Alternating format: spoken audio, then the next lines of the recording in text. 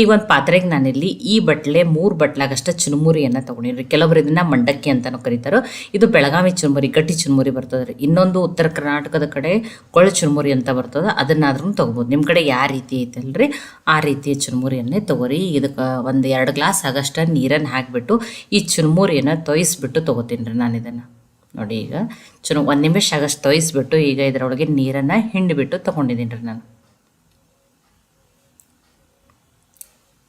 ನೋಡಿರಿ, ಈ ಚುರುಮುರಿಯನ್ನು ಏನು ಮಾಡ್ತೀನಿ ಅನ್ಕ ತಕ ಸೈಡಿಗೆ ಇಡ್ತೀನಿ ರೀ. ನಾನು ಇದನ್ನು ಆಮೇಲೆ ಯೂಸ್ ಮಾಡ್ತೀನಿ. ಇನ್ನೊಂದು ಸ್ವಲ್ಪ ನೆನೆದು ಮತ್ತು ಮೆತ್ತಗಾಗ್ತಾವೆ ರೀ ಚುರುಮುರಿನು.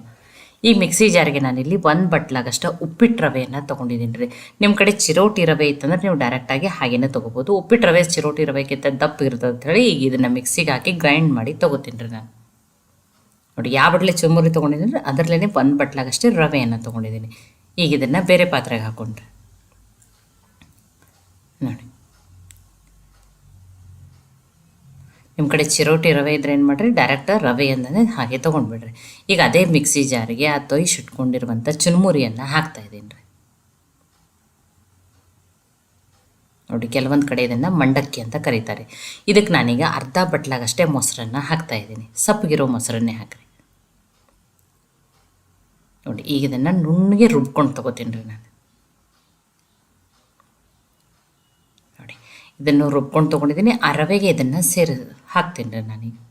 ನೋಡಿ, ನಾನಿವತ್ತು ಚುರುಮುರಿ ಅಥವಾ ಮಂಡಕ್ಕಿ ರವೆಯನ್ನು ಬಳಸಿ ವಡೆಯನ್ನು ಮಾಡಿ ತೋರಿಸ್ತಾ ಇದ್ದೀನಿ. ನೋಡಿ, ಈಗ ಇದನ್ನು ಮಿಕ್ಸ್ ಮಾಡ್ಕೊಂಡ್ರಿ. ನೋಡಿ, ಫಸ್ಟ್ ಮಿಕ್ಸ್ ಮಾಡಿರಿ, ತುಂಬಾ ನೀರನ್ನು ಹಾಕಬೇಡ್ರಿ. ನೋಡಿ, ಆ ಮಿಕ್ಸಿ ಜಾರಿಗೆ ಒಂದು 3 ಸ್ಪೂನ್ ಆಗಷ್ಟೇ ನೀರನ್ನು ಹಾಕಿಬಿಟ್ಟು ಮಿಕ್ಸ್ ಮಾಡ್ತಾಯಿದ್ದೀನಿ.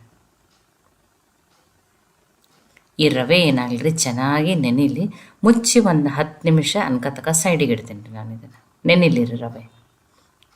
ನೋಡಿ, 10 ನಿಮಿಷ ಆಗ್ಯದ. ರವೆನೂ ನೋಡಿರಿ ಆ ಮೊಸರನ್ನು ಹೀರ್ಕೊಂಡು ಇನ್ನೂ ಗಟ್ಟಿಯಾಗಿರ್ತದೆ ರೀ. ನೋಡಿ, ಈಗ ಉಳಿದಿರುವ ಸಾಮಗ್ರಿಗಳನ್ನ ಹಾಕೊಂಡ್ರಿ. ಒಂದು ಅರ್ಧ ಈರುಳ್ಳಿನ ಸಣ್ಣದಾಗಿ ಕಟ್ ಮಾಡಿ ಹಾಕ್ತಾಯಿದ್ದೀನಿ. ಸ್ವಲ್ಪ ಕೊತ್ತಂಬರಿ ಸೊಪ್ಪು, ಒಂದು ಅರ್ಧ ಮೆಣಸಿನ್ಕಾಯಿನ ಸಣ್ಣದಾಗಿ ಕಟ್ ಮಾಡಿ ಹಾಕಿದ್ದೀನಿ. ಸ್ವಲ್ಪ ಹಸಿ ಶುಂಠಿಯನ್ನು ಹಾಕಿದ್ದೀನಿ. ಕರಿಬೇವು ಸೊಪ್ಪು, ಫ್ರೆಶ್ ಕರಿಬೇವು ಸೊಪ್ಪಿದ್ರೆ ಅದನ್ನು ಸಣ್ಣದಾಗಿ ಕಟ್ ಮಾಡಿ ಹಾಕಿರಿ. ಒಂದು ಅರ್ಧ ಸ್ಪೂನ್ಗಿಂತ ಕಡಿಮೆನೇ ಜೀರಿಗೆ, ರುಚಿಗೆ ತಕ್ಕಷ್ಟು ಉಪ್ಪನ್ನು ಹಾಕ್ತಾಯಿದ್ದೀನಿ. ಒಂದು ಚಿಟಿಕೆನೆ ಸೋಡಾ, 1/4 ಟೀ ಸ್ಪೂನ್ ಆಗಷ್ಟು. ಈಗ ಇದನ್ನು ಮಿಕ್ಸ್ ಮಾಡ್ಕೊಂಡ್ರಿ. ನೋಡಿ, ತುಂಬ ನೀರನ್ನು ಹಾಕಬೇಡ ಅಂತ ಹೇಳಿನಿ ನಾನು. ಇದೇ ರೀತಿಯೇ ಇರಬೇಕು ನೋಡಿರಿ. ನೋಡಿ, ಚೆನ್ನಾಗಿ ಮಿಕ್ಸ್ ಮಾಡ್ಕೊಂಡಿದ್ದೀನಿ. ಆಲ್ರೆಡಿ ಎಣ್ಣೆನೂ ಕೈಲಿಕ್ಕೆ ಇಟ್ಟಿನಿ. ಎಣ್ಣೆನೂ ಚೆನ್ನಾಗಿ ಕಾಯ್ದದ್ರಿ. ನೋಡಿ, ಈಗ ಕೈಗೆ ಒಂದು ಸ್ವಲ್ಪ ನೀರನ್ನು ಹಚ್ಚಿಬಿಟ್ಟು ನೀವು ವಡೆ ಥರನೂ ಮಾಡ್ಕೋಬೋದು. ನೋಡಿ, ಈ ಕೈಗೆ ಈ ರೀತಿ ನೀರನ್ನು ಹಚ್ಚಿಬಿಟ್ಟು ನೋಡಿ, ಇಲ್ಲ ನಮ್ಗೆ ಈ ರೀತಿ ಬರಲ್ಲ ಅನ್ನೋರು ನೀವೇನು ಮಾಡೋದು, ಬಜ್ಜಿ ಅಥವಾ ಬೋಂಡ ಥರನೂ ಹಾಕ್ಬೋದು ರೀ ಇದನ್ನು.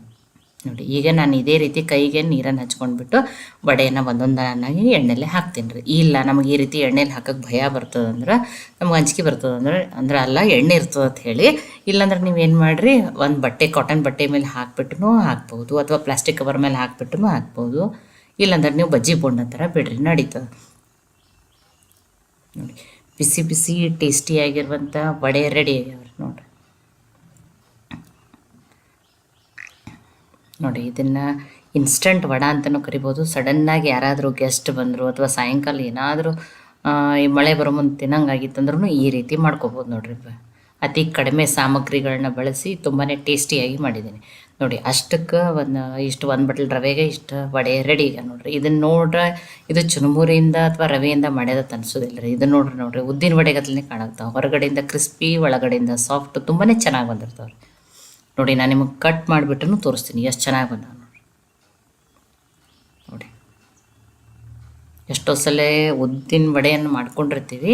ಈ ರೀತಿ ರವೆ ಮತ್ತು ಮಂಡಕ್ಕಿಯನ್ನು ಬಳಸಿಬಿಟ್ಟು ವಡೆಯನ್ನು ಮಾಡ್ಕೊಂಡು ನೋಡಿ.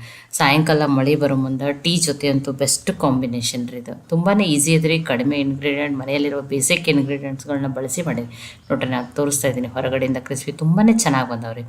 ಈ ಮಂಡಕ್ಕಿ ವಡೆಯನ್ನು ಖಂಡಿತನೂ ಟ್ರೈ ಮಾಡಿ ನೋಡಿರಿ. ಈ ರೆಸಿಪಿ ನಿಮಗೆ ಸ್ವಲ್ಪ ಆದರೂ ಇಷ್ಟ ಆಗಿತ್ತಂದ್ರೆ ಲೈಕ್ ಮಾಡಿ, ಶೇರ್ ಮಾಡಿ, ಕಮೆಂಟ್ ಮಾಡಿರಿ. ಇದು ಹೆಂಗೆ ಬಂದಿತ್ತು ಅಂತ ಹೇಳಿನೂ ನನಗೆ ಕಮೆಂಟ್ ಮಾಡಿ ತಿಳಿಸ್ರಿ. ಮತ್ತೆ ಹೊಸ ರೆಸಿಪಿ ಜೊತೆ ಸಿಗೋಣ. ಎಲ್ಲರಿಗೂ ಧನ್ಯವಾದಗಳು.